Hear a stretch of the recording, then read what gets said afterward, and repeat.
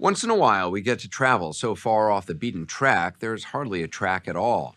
That was the case last year when we went to the mountains of western Colombia. There's some 2,000 species of birds in that South American country, more than anywhere else on Earth, partly because of its diverse geography, but also surprisingly because of war. Decades of fighting among the Colombian government, left-wing guerrillas, right-wing paramilitaries, and narco-traffickers made some areas so dangerous few people could go there, preserving the bird's habitat. But since 2016, when Colombia's government signed a peace deal with the FARC, the largest left-wing guerrilla group, it's gotten safer to travel. And all those species of birds in untouched forests have become an important part of a growing ecotourism industry. It brings in millions of dollars to Colombia's economy, and bird watchers, birders as they're known, are flocking there, hoping to catch even a fleeting glimpse of species you can't find anywhere else on Earth. On the western slope of the Andes Mountains, in an area with few roads in or out, lies Tatama National Park, a vast stretch of lush rainforest punctuated by powerful rivers.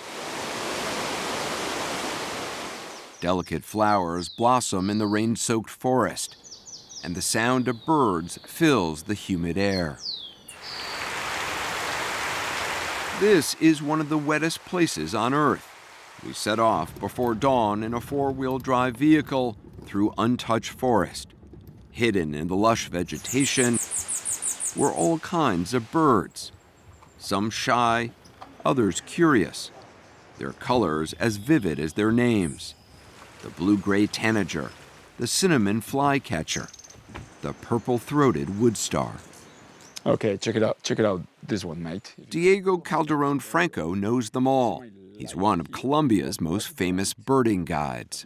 Go above the light. Oh, yeah. Oh, the violet elf, this is the female. It's the little one right there. The little one, actually. That's the seal. Oh, look at that. The seal. Look at the tail. That tail is so beautiful. Diego's enthusiasm is infectious. And this is the star here. This thing, velvet, purple, coronet. There you are. Wow, those colors are incredible. Nearby, we spotted some drama between two hummingbirds. Is that a family? One of them is just sitting there on a branch. The others seem to be darting about. Actually, they are both Empress Brilliants males. So they're actually probably two males fighting a little bit about territory. Hummingbirds, they look cute, but they are real warriors. They will fight for resources. Really? Hummingbirds do? All day long, all day long. The pink right underneath in the throat. In the throat is incredible. Birding may sound dull to some, but in the forest, there's always something to watch out for. Whoa. Watch out. Jesus. This is dangerous. Diego has studied the species here so closely he does their calls the way some people hum music. Something like that I can... That's a wren? That would be like a wood wren in the forest. There is one here where we are that is called the Munchique wood wren that lives in the highlands. And it's like, but it's much happier. It has a different tone, so it's more like... much of a, cooler vibe. You've said that being a bird guide in Colombia is like being an explorer during the Victorian age. It is. How so? It is because all these explorers from the Victorian age, they were circumnavigating the globe and exploring and finding new species everywhere. And because of our, troubled past, you can still, be in Colombia, look at an isolated mountain range, and you might find a new species for bird for science. Are there still bird species out there that haven't been discovered? Absolutely. We tend to think that we have explored it all, that we know every corner of the planet, and it's not the case. This area was a no-go area for a long time. Indeed. The fact that there were illegal armed groups in this area, for so long, prevented just people coming and slashing and burning the habitats. No one could disturb the birds, but no one could go see them really either. Yeah, exactly.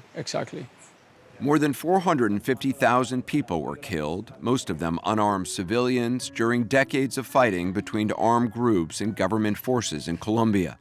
50,000 people were kidnapped. Diego Calderon Franco was one of them. In 2004, as a graduate student, he and two colleagues were on an expedition in the mountains of northern Colombia when they were seized by the FARC, Colombia's largest Marxist guerrilla group. And they didn't believe that we were bird watchers, like that we were biologists. While Diego and his colleagues were held hostage in this remote hideaway and others, birders around the world called for his release. And like 99% of all the other kidnappings in Colombia, it became monetary. It became like, okay, let's ask for a ransom to your families. I was 88 days, 3 months up there. How did you stay sane? Birds, I would say. You were being held prisoner. But we could see and hear nature. He scribbled notes about what he saw on these scraps of cigarette paper. And I remember I saw for first time one bird that is called slaty brustfinch, and I even made a little drawing and a little note like, wow, this is my first slaty brustfinch kidnapped up there in the Perijá Mountains. His father finally scraped together about $30,000 to free him, and 3 years after his release, Diego started a business leading birding tours. This was one of his favorite places to stay, a farm at the entrance to Tatama National Park. It's owned by Michelle Tapasco and her family. She says they moved here in the 1990s to escape violence by right-wing militias in eastern Colombia, not realizing the left-wing FARC was active here. After we got here, we realized that it was the flip side of the coin. The guerrilla strike started. There were a lot of confrontations near here between the military, the police, and the guerrillas. In 2008, she says the FARC kidnapped and killed her partner. She had 5 daughters to support and thought about leaving, but decided to stay and build a business providing lodging for the occasional visitor. When you started this business, did some people tell you, oh, this is never going to work? Oh, in fact, they would tell me I was crazy. No one would give me a single peso for my project. Now, thanks to birders, she's fixed the place up and rebranded it as the Montezuma Rainforest Eco Lodge. Much of the food for guests is grown on the premises. And Michelle makes sure there's plenty of nourishment for Tatama's hardworking hummingbirds. Colombia is home to more than 160 species of these fast-moving flyers. These guys are the very only group of birds in the world that can fly not only forward, normal, but up, down, and backwards. How fast are they moving their wings? How fast you think? How many times per second is? Per second? 10? 80 times per second. You cannot wrap this idea on your brain. 10 years ago, the Colombian government reached a peace agreement with the FARC, and nearly 10,000 fighters gave up their guns. But for peace to work, they needed new ways to make a living.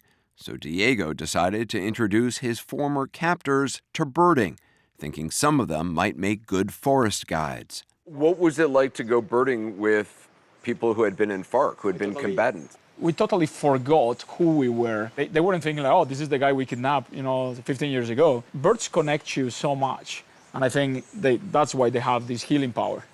Marcos Guevara was once a FARC guerrilla. Now he's a photographer. Diego helped him get his first job. When he joined us at Tatama, he captured this video of a green and black fruit eater building a nest. Did you know anything about birding before you met Diego? No, I didn't know anything at all. That was really my introduction to birds. Diego gave us the chance to attend workshops and training sessions. Birdwatching became a doorway for us, not just into conservation and preservation, but also as a way to generate income for ourselves. Colombia still has plenty of problems. While we were busy birding, bombs went off in Cali, and a presidential candidate was assassinated in Bogota. 8 days ago, 20 people were killed in an explosion officials blamed on a faction of the FARC that refused to disarm. Peace here remains fragile, but more tourists are coming than ever before. At Michelle's lodge, we ran into Gary George and Joseph Brooks of Los Angeles. We bonded over a large bird that surprised us one morning. Look at that. Oh, my God. Look at that huge thing. Yeah. Do you see this? It's right there. Oh, there's that's a vulture, the black vulture. Like many serious birders, they have what's called a life list, a count of how many of the roughly 11,000 species of birds in the world they've seen or heard. Some people collect salt and pepper shakers, but we collect bird sightings, so we go around the world to do that. How many birds have you seen? We're very close to 8,000. 8,000. So you've seen the majority of the birds. Like 4/5 of the world's birds. If you didn't notice, those tattoos on Brooks' arms are some of his feathered favorites. He says there's about 50 birds tattooed all over his body. This is a satin bowerbird from Australia. This is a red-crowned crane we saw in Japan dancing in the snow. On this trip, they were searching for the ever-elusive Chami antpitta. In 2 prior trips here, they'd never gotten a glimpse of one. But this time, they finally heard its call. Let's try. And then it darted right past them, so fast our camera couldn't catch it. It's like finding a jewel, like a prize. Yeah. And being in that moment, everything else goes away. You're not worrying about anything else in your life. You're only present in that moment. Oh, great. Most birds don't have it as good as those here at Tatama National Park. Worldwide, 60% of bird species are declining in population, victims of logging, agricultural expansion, and economic development. At Montezuma Lodge, Michelle Tapasco told us she's working to buy more land to preserve for the birds. And now her daughters are pursuing careers in biology, forestry, birding, and conservation. When you think about it, I mean, did the birds save you? Yes. They have given me everything I have, everything I am, everything my daughters are today. 2 of your daughters got married. Are they married to birders? Sí. I never thought of birds as matchmakers, but it seems like here maybe they are. Yo creo que sí. I believe so. On our last day birding, we got to glimpse a species that only lives in this part of the Andes Mountains, the gold-ringed tanager. That's the bird of this place. That's what birders come to see. This type of bird is like keystone for dispersing of seeds, you know. They will chew on the berries, they will travel away from the parental plants, and they will defecate, and then they plant those seeds. A little later, we got an even better look. The tanager may not be the most colorful bird in these forests, but just seeing it did feel like an accomplishment. We knew we'd probably never have the chance to see it again. Oh, wow. That's great. Now you belong to a higher cult of mortals, for you have seen the gold-ringed tanager.